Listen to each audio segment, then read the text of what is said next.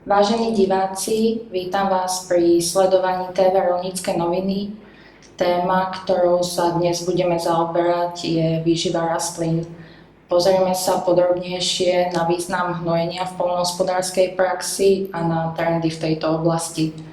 Pozvanie do nášho štúdia prijal pán profesor Ladislav Dučaj z Ústavu agrochémie a pôdoznalectva, Fakulty agrobiológie a potravinových zdrojov Slovenskej poľnohospodárskej univerzity v Nitre. Dobrý deň. Dobrý deň, prajem, ďakujem za pozvanie.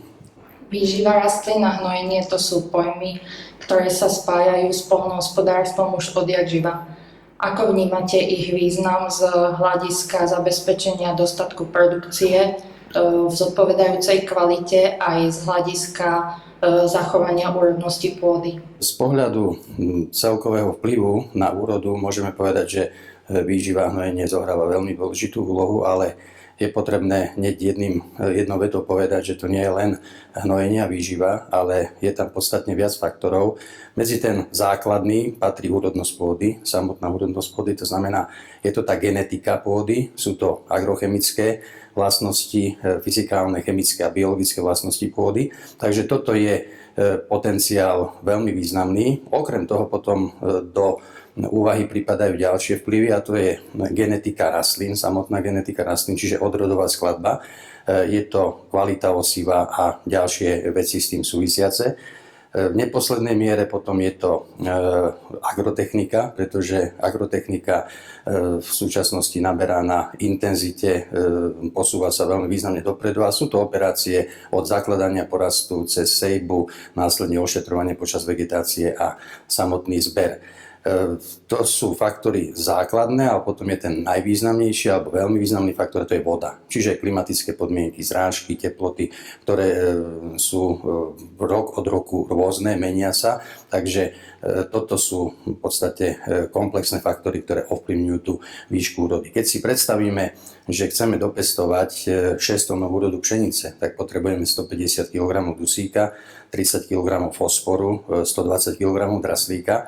No a musíme si uvedomiť, že ak tieto plodiny alebo túto úrodu odvážame preč z poľa, tak dochádza k tzv. Produktívnym stratám. S tým počítame, že tie živiny odchádzajú a ak ich do pôdy nedodávame, len odčerpávame, tak v podstate v úvodzovkách, možno aj bez úvodzoviek, tunelujeme tú pôdu a uchudobníme pôdu o živiny. Takže potrebujeme tieto živiny spätne prinavrátiť, no a realizuje sa to predovšetkým cez pozberové zvyšky, cez vedľajšie produkty, ktoré máme.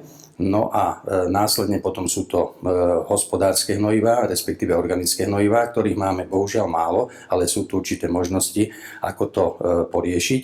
No a ak nám tieto živiny nestačia, tak potrebujeme to dodať cez priemyselné hnojivá. Z hľadiska úrodnosti ako takej už samotný zákon o ochrane pôdy o 220 z roku 2004 hovorí, že na pôde by sme mali hospodáriť tak, aby sme tú úrodnosť zachovali.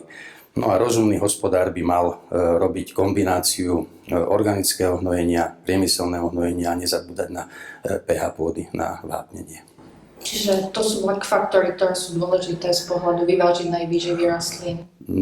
Jednoznačne áno. Možno ďalej sa k tomu dostaneme ešte v druhej otázke, teda čo je potrebné ako z hľadiska tej vyváženosti výživy, takže a to je ten základ, áno, hlavne je to teda tá organická hmota a v kontexte potom s tými agrochemickými vlastnosťami, respektíve je to tá samotná úrodnosť pôdy, ktorá je veľmi významná a je menlivá. Áno, naprieč Slovenskom sú pôdne typy, pôdne druhy, ktoré samotné ovplyvňujú potom tú samotnú úrodnosť. Viete si súčasnosť predstaviť bez aplikácie hnojív? Samozrejme, nie je to možné, pretože zákon zachovania hmoty platí a živiny, ktoré dodávame do pôdy a sa odoberajú z tej pôdy, tak sa musia spätne vrátiť. A či to je už formou hospodárskych hnojív, organických alebo priemyselných, je to v podstate jedno, pretože rastliny sú organizmy, ktoré využívajú anorganické časti, predovšetkým, to znamená, sú to katióny a anióny, ktoré či už pochádzajú z organických hnojív po rozklade, alebo následne ich dodávame cez priemyselné hnojivá vo forme soli. Takže nie je to v súčasných podmienkach nie je to možné. Aké teda faktory vplývajú na účinnosť aplikovaných hnojív, alebo čo je predpokladom vyváženej výživy? Z pohľadu vyváženej výživy v prvom rade je potrebné si uvedomiť, že mali by sme poznať médium, kde realizujeme tú poľnohospodársku výrobu. To znamená, že by sme mali tú pôdu dokonale poznať. Mali by sme poznať jej agrochemické vlastnosti, čiže poznať, aký je pH pôdy, aký je obsah základných makroelementov, dusík, fosfor, draslík, vápnik, horčík, síra, ale takisto aj mikroelementov. Okrem toho poznanie obsahu humusu, poznanie kationovej výmennej kapacity a na základe toho sa vieme potom rozhodnúť o určení dávky potrebného typu prvku, respektíve typu hnojiva, ktoré tam budeme aplikovať. Takže určite je toto poznanie pôdy. Mnohí poľnohospodári, alebo nemusia to byť len poľnohospodári, rôzni hobby, aj záhradkári a podobne chodia k nám na ústav a dávajú si realizovať rozbory pôdy.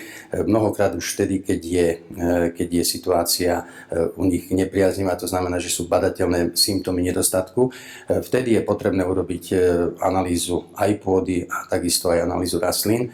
Na našom ústave to realizujeme, takže vieme promptne povedať, aký je stav v rámci toho, ktorého poľa, respektíve tej ktorej rastliny. Takže z tohto hľadiska je to nevyhnutné a potrebné. No a z hľadiska vyváženej výživy určite je vhodné a dobré, aby poľnohospodár sa snažil o to, že ten stav živín v pôde mal by byť na úrovni dobrej zásoby, teda nie len makroprvkov, nielen čo sa týka dusíka, fosforu, vápnika, horčíka, síry, ale takisto aj mikroelementov. Mal by mať vyváženú bilanciu organických látok v pôde, čo v rámci osevných postupov v súčasnosti nie je tak jednoduché, pretože hlavne dôsledkom toho, že mnohé podniky hospodária bez živočíšnej výroby, tak vypadáva z osevného postupu skupina plodín, čo sú viacročné krmoviny, lucerna, ťatelina, ktoré sú do normy organických látok. A keďže tieto z osevného postupu vypadávajú, tak o to ťažšie je tú bilanciu organických látok nahrádzať, takže sa musí potom siahať po ďalšie alternatívy, či už je to zelené hnojenie, zaorávanie pozberových zvyškov, absolútne napríklad v prípade podnikov, ktoré nemajú živočíšnu výrobu, si by nemali dovoľovať slamu odnášať z poľa preč, mali by ju všetku do pôdy zaorať. No a v tom ďalšom prípade, čo som aj spomínal, je to udržiavanie pH pôdy na optimálnej úrovni. Tak napríklad v prípade fosforu pre bežné pôdy, na ktorých pestujeme plodiny, to optimálne pH je niekde na úrovni okolo 6,5. Vtedy je najideálnejší čas alebo priestor na priateľnosť dihydrogenfosforečnanového aniónu, ktorý je vodorozpustný a priateľný pre rastliny. Aké sú trendy, čo sa týka foriem hnojív a aplikačných technológií aj v súvislosti so zmenou klímy a s rozvojom týchto technológií? Samozrejme v súvislosti s globálnym oteplovaním narastá veľký záujem o environmentálne zdravie a s tým potom narastá aj tlak na subjekty, respektíve tie sektory, ktoré to environmentálne zdravie nejakým spôsobom ovplyvňujú, či už priamo alebo nepriamo. Je potrebné podotknúť, že poľnohospodárstvo patrí medzi ten sektor, ktorý produkuje určité formy tých látok, ktoré ovplyvňujú samotnú kvalitu, či už pôdy alebo ovzdušia. Poznáme situáciu o dusičnanoch. Táto téma v podstate je už stará známa. Od roku 1991 platí nitratová direktíva, existujú zraniteľné oblasti, poľnohospodári majú regulatívy na aplikáciu dusikatých hnojív a podobne. Potom je ďalšia otázka oxidu uhličitého vo vzťahu k technike obrábania pôdy a tak ďalej. Čiže CO2 zohráva alebo má zase určitý kurz, určitý trend. Takisto potom je to metán a hospodárske zvieratá.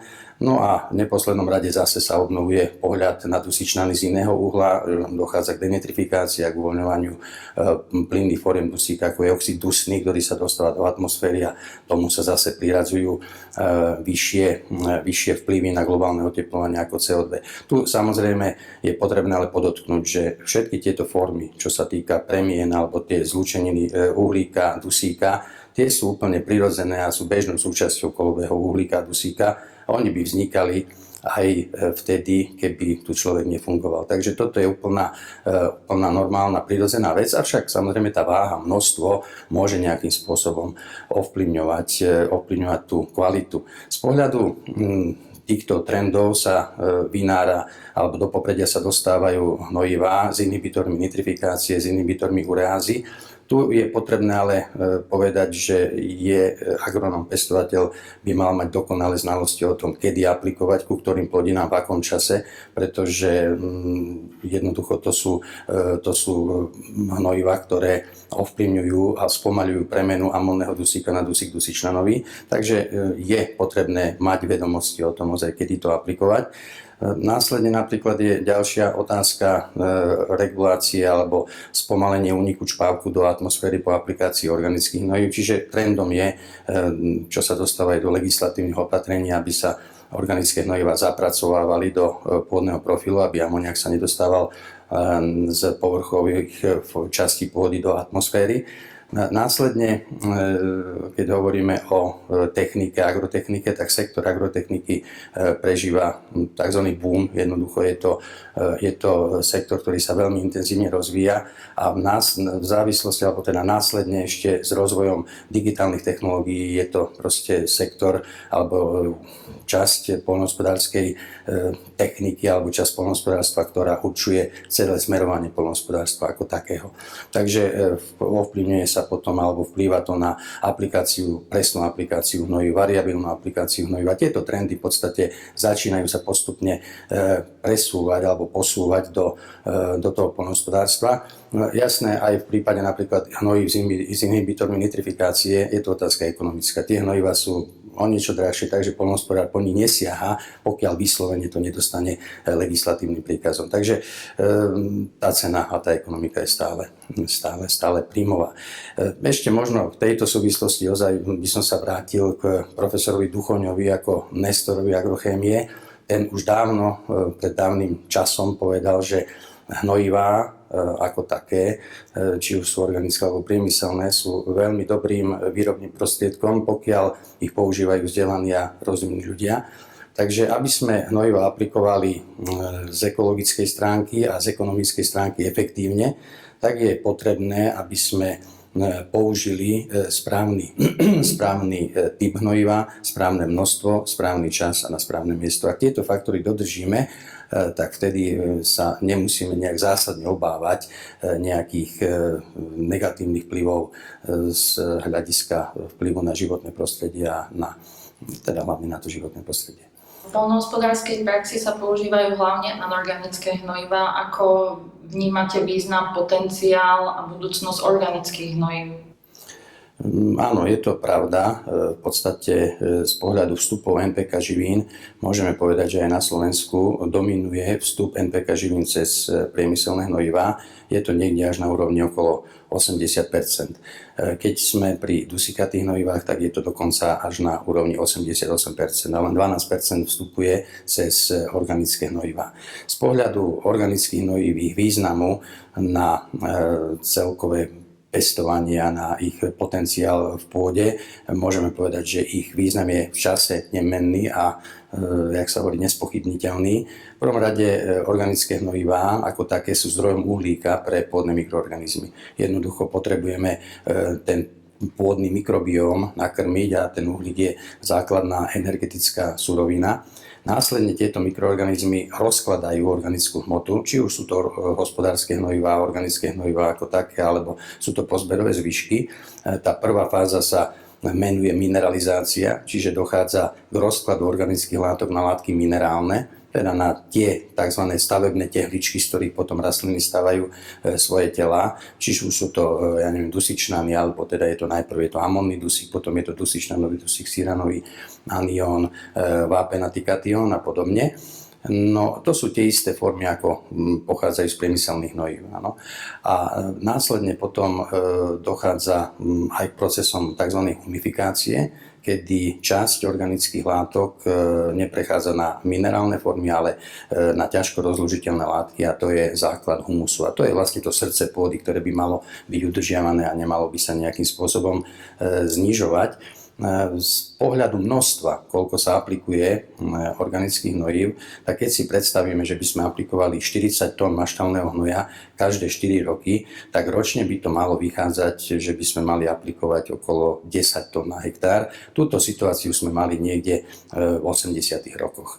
V súčasnosti a posledné desiatky rokov situácia na Slovensku je taká, že aplikujeme o 75% menej hospodárskych hnojív alebo organických hnojív, čo je na úrovni niekde okolo 2,5 tony na hektár. Je to nedostatočné.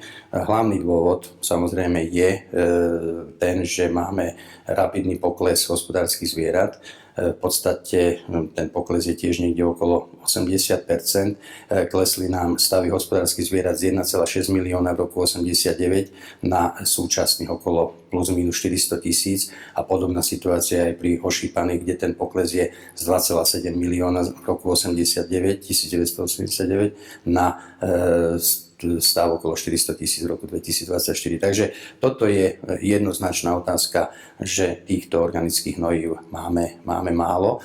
No a z hľadiska nejakého pomeru, tak na hospodárske hnojiva v súčasnom období na Slovensku prípada nejakých 77,5%, to znamená maštálny hnoj, hnojovica, močovka.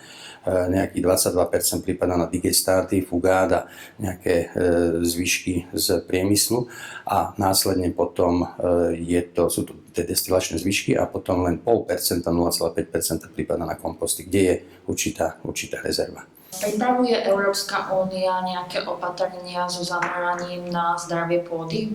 V rámci Európskej únie bola minulý rok v septembri 2025 prijatá nová smernica Európskej únie o monitorovaní a odolnosti pôdy. Na národnej úrovni do 3 rokov majú prebehnúť legislatívne implementácie tejto smernice a interval monitorovania by mal byť 6-ročný. Čo sa bude monitorovať, aké faktory, tak je to ešte na jednotlivých členských štátoch, ale predpokladám, že bude to koordinované nejakým spôsobom jednotne. Pán profesor Bučaj, ďakujem za vašu návštevu a vám, milí diváci, ďakujem za pozornosť. Ďakujem veľmi pekne za pozvanie a takisto prajem divákom všetko dobré.